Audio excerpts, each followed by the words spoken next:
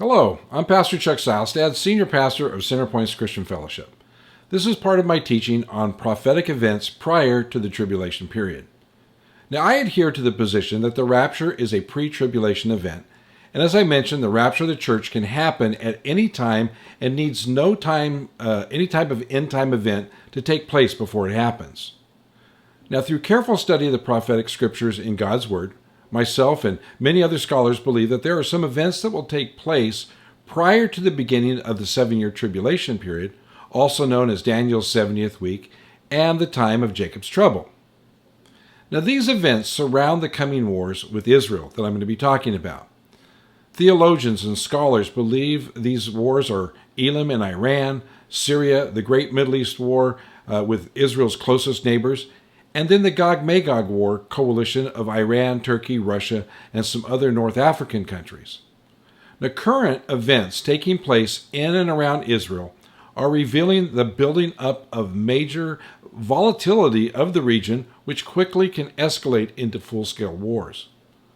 With God's help, the Israeli Defense Force, the IDF, which includes their ground, their air, and their naval forces, will eliminate their enemies in the first 3 wars, which may happen simultaneously or one after the other. Then the forces of the Gog and Magog war will soundly be defeated by God himself intervening for Israel. Now, I'm teaching this important series that, in my opinion, is very crucial to the understanding of the end times. We've already studied with the war of Elam and Iran. Today we're going to be looking at Syria and Damascus in biblical prophecy. Now, the Syrian and Israeli conflict exists today. After the war in Elam, territory of Iran, that Jeremiah prophesied about in Jeremiah 49, 34 through 39, that I've taught over the past several lessons, the next likely war will be fought between Syria and Israel. As I've mentioned before, some prophecy teachers believe that many of the end-time prophecies concerning wars prior to the tribulation period have already occurred. But just as the events in Elam and Iran and that war has never appeared in any narrative in history, the same goes with the Syria and Damascus end times wars. We believe they're in the end times. The entire chapter of Isaiah 17 and Jeremiah 49, 23 through 27 gives us details about what happens in the war between the Syrian armies and Israel. And there's a whole list of prophecy teachers and scholars that believe that the total destruction of Damascus and other cities have not yet occurred, according to the prophetical scriptures. I mean, it's believed that Damascus, think of this, is the oldest ongoing populated city in the world. It's never been totally destroyed. It was the capital city of Syria during the time of Abraham, around 4,000 years ago. See, and it's still populated. Isaiah 17:1 says, "Behold, Damascus will cease to be a city and will become a heap of ruins." This is telling us it's going to be completely gone, never a city again. This future event, in my opinion, and that of other scholars, believes this will occur in the near future in the end times. Now, there already exists an area of conflict with Syria. It's not a war per se, but it's a conflict with Syria that's been going on for some time. Syria has been active in an ongoing type of shadow war between Iran and Israel over the past several years, with Syria included. Iran has increased its threats against Israel, supplying training, arms, missiles, and other explosives to its proxies in the Middle East through Syria and other areas, encouraging attacks with the goal of annihilating Israel. Iran has been supplying Hezbollah, which is located north of Israel in Lebanon and parts of Syria. They've been supplying the Houthi rebels, attacking shipping in the Red Sea that is located in the south of Israel in Yemen. They've been supplying the Shiite Muslim militias located to the east of Israel in Iraq and Bahrain. Now, supplying the Palestinian Islamic Jihad, which forms and operates in Gaza. It also operates in the West Bank. They've been supplying them as well. And besides that, they've been supplying Hamas, which is found southwest of Israel in the area of Gaza. And they've been supplying them with a lot of weapons. The Israeli government opted to change its rules of engagement in Syria over 5 years ago, accelerating and emboldening its strikes against the Iranian proxies and key Syrian military targets involved, especially with Iran. Now, according to Israeli Defense Minister Yoav Gallant in 2023, they've seen an increase in these strikes. It's believed that the strikes against the Iranians in Syria have doubled in number from previous years as Iran becomes more active in that country, moving in troops and other various weaponry and people that help them. And the tensions have increased since the Hamas attack against Israel on October 7th, 2003.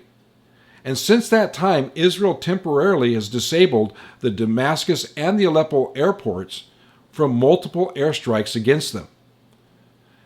So in response to the rocket launches from Syria towards Israel, and Israel has hit Syrian military targets. They do it in response. They don't usually go out and do things on their own. They do it in response to things that these people are doing. So what's going on right now is the repositioning of Syria in the Arab world. This is taking place right now because since the uprising of the Arab Spring in 2011, the Assad dictatorial regime in Syria has gone through great efforts to maintain its power.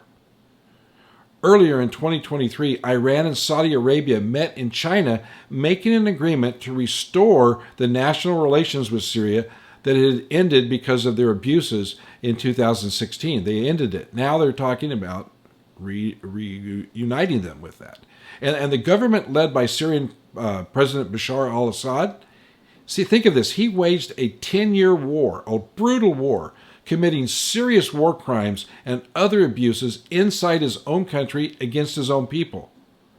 According to one report, Syria used chemical weapons against the rebels and civilians over 300 times during their civil war. Now, in November of 2023, a French court issued an international arrest warrant for Assad and others in the Syrian government and the military because of their alleged use of chemical weapons against their own people. Now, Assad's efforts to deal with his troubles caused by his human rights abuses is to jump on the bandwagon of hatred against Israel by using their current war with Hamas. Syria has vehemently always opposed Arab states formally recognizing Israel, such as Egypt and Jordan has in the past, and is trying to drive a stake between normalization efforts and the other Arabs, including Egypt and Jordan.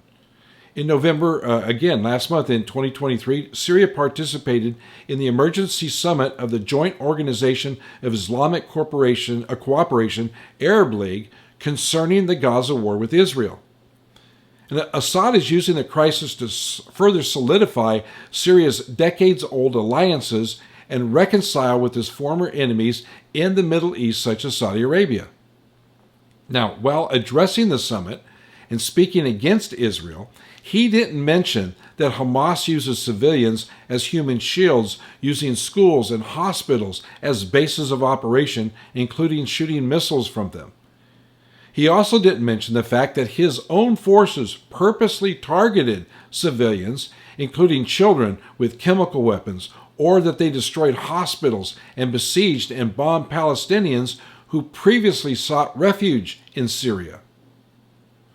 So Syria has desperately trying to reposition their standing because they need stability and are trying to come out from under its exiled status in the Arab world. At the same time, they're trying to rebuild their devastated economy and trying to attract foreign investments and circumvent the sanctions imposed by Western nations. Iran has met with representatives from Russia and Turkey and Syria to discuss the post-revolution future of Syria after their wars. Also in 2023, Tehran and Moscow reportedly plan to build a factory there in Syria producing at least 6,000 drones.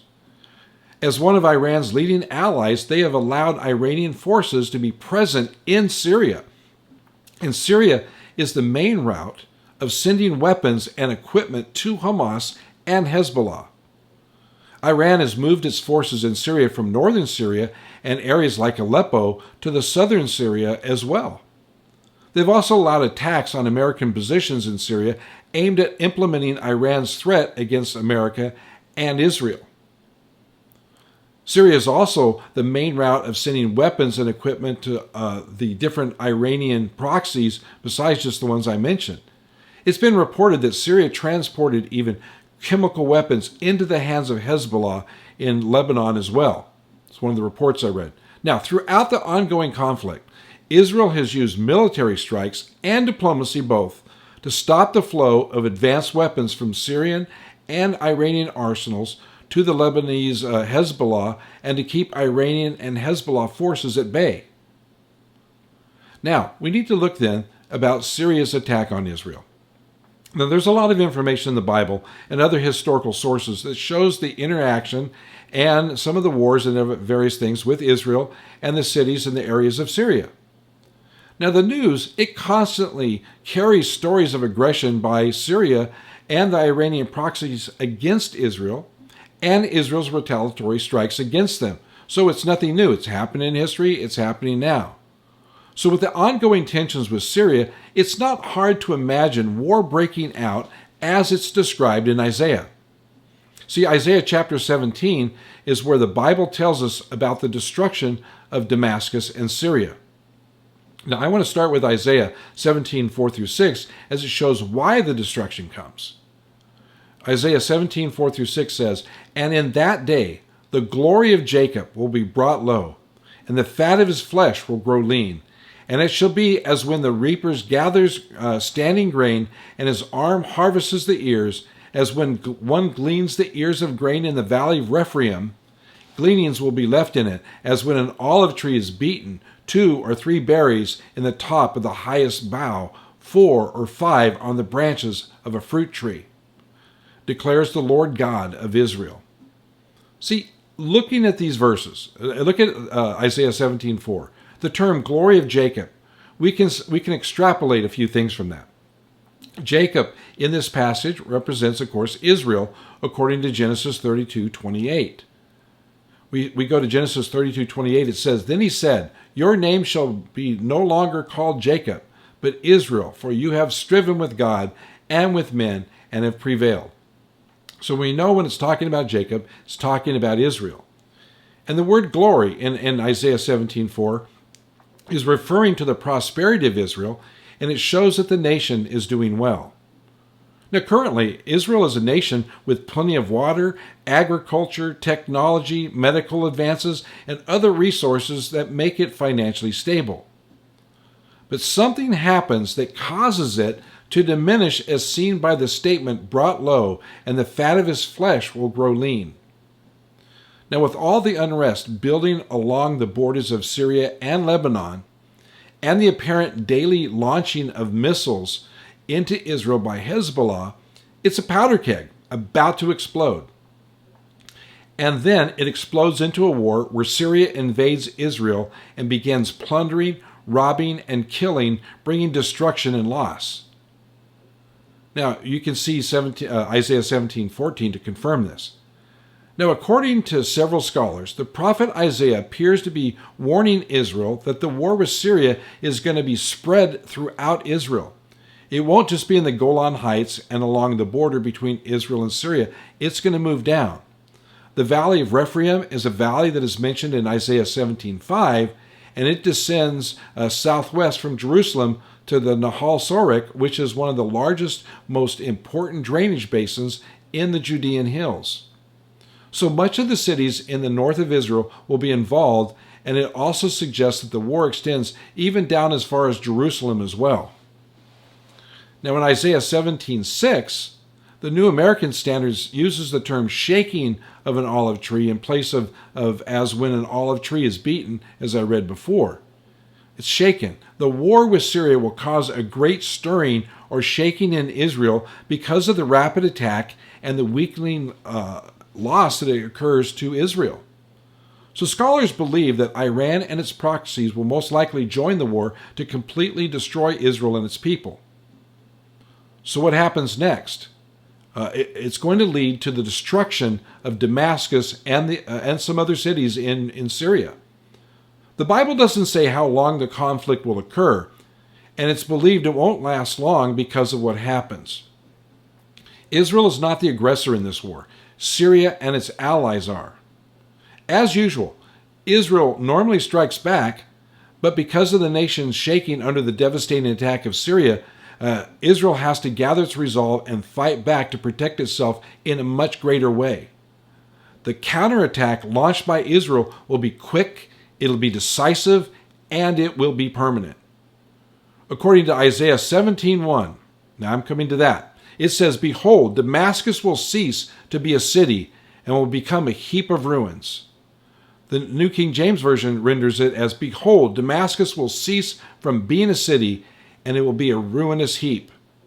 The city will be completely destroyed. Isaiah declares that one night you will see Damascus, the capital of Syria, and its second largest city, and by the morning the city will no longer exist. Isaiah 17:1 says, "Then behold at eventide, trouble. Before the morning, he is no more. This is the portion of those who plunder us and the lot of those who rob us." I think that's 17:14, excuse me.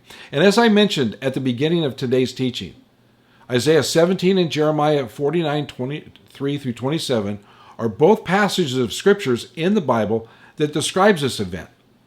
Jeremiah 49:23 through 27 says, "Concerning Damascus, Hamath and Arpad are confounded, for they have heard bad news. They melt in fear, and they are troubled like the sea that cannot be quiet.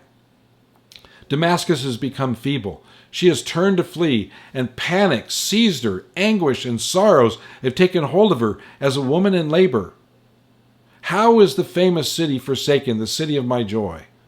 Therefore, her young men shall fall in her squares, and all her soldiers shall be destroyed in that day," one day, declares the Lord of hosts. "And I will kindle a fire in the wall of Damascus, and it shall devour the strongholds of Ben-Hadad." See, the prophet Jeremiah tells us the other prominent cities will also be forsaken, possibly destroyed or fall apart in confusion and in fear. And we can compare the ancient cities in Syria that it mentions in Jeremiah 49:23 with those of today. Now, if you look at my handout, there's a map there I've included that will show these cities and their ancient names. Now, north of Damascus is Homas and Hama, which are the third and fourth largest cities in Syria. The area of these two cities are believed to encompass the city of ancient Hamath. And the ancient city of Arpad is believed to inhabit the modern city of Aleppo, which is the largest city of Syria and located in the northwest of the country. So looking again at the destruction of Damascus and the children of Israel, when they bring this devastation and retaliation to the attack by Syria, because of their weakened state, many scholars believe that Israel may possibly use tactical nuclear weapons to destroy the city of Damascus in one night. Jeremiah says that the young men will fall in the squares of the city, which scholars believe may represent the civilians. And God proclaims in Jeremiah 17:26 that all of Syria's military soldiers shall be destroyed in that one day. The firestorm caused by Israel's retaliatory strike will be so great that it will consume the government buildings, which are represented by the terms palaces or strongholds of Ben-Hadad. Damascus, the oldest continually populated city, will be completely destroyed, will cease to exist, and never be inhabited again. Syria will be completely devastated. And see, here's the thing. The destruction of the Arab city of Damascus will not set well with the other Arab nations surrounding Israel. This will embolden the Arab nations to respond along with Iran and her terrorist proxies, especially since Elam has been destroyed, and they will form a coalition that has Israel's total destruction in mind. Now, this takes us to our next study of the wars that will take place prior to the 7-year tribulation period. And I want to let you know, I'm going to close for now. But remember to come back for our next lesson, because I'm going to be talking and we'll begin examining the Great Middle East War, that will be next on the agenda of the end times prophecy events. So let's understand the study with that. I will give some more handouts. I want to make sure you understand what it's talking about and why this is so important. Because it has to happen before the Gog-Magog war, because there's certain things in the Gog-Magog war shows that Israel, what their state will be in, and it won't happen without the Middle East war, the Great Middle East War. So I want to make sure that you join with us. So thank you for joining with me with this teaching today. And if you'd like to find out more about Centerpoint's Christian Fellowship, visit our website at www.centerpoints.org. Gives you some information about us. And also on our website and the narrative in YouTube and Facebook, you'll find a link to all of our teachings. You can find in YouTube the channel, all of our video messages recorded so far, including this one. And then you can also sign up for our weekly newsletter updates and find out how to join us for Wednesday night Bible study, Women's Thursday morning Bible study. Any of that you can find out. Just send me an email at info@centerpoints.org. So I'll get back to you. Just write me. I'll send you a link, or if you need information or prayer, I'll do that as well. So until I see you again, stay safe and may God bless you. And have a great day.